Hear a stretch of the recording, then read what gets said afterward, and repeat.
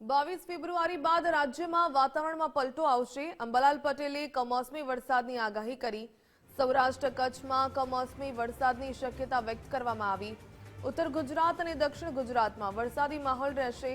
માર્ચમાં પણ કમોસમી વરસાદની અંબાલાલ પટેલે આગાહી કરી.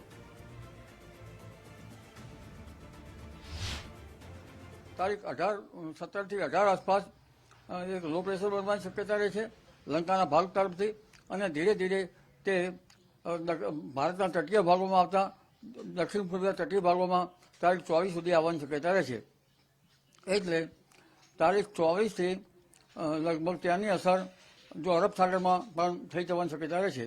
એટલે બંગાળ સાગરની અસર અને અરબ સાગરની આ બંને હલચલોના કારણે ગુજરાતનું હવામાનનો પુનઃ પલટો આવવાની શક્યતા રહે છે, જેના લીધે લગભગ માસના 25 તારીખ 25 તારીખ બાદ માસના અંતમાં અને માર્ચ મહિનાના શરૂઆતમાં હવામાનમાં વારંવાર પલટાવાની શક્યતા રહે છે.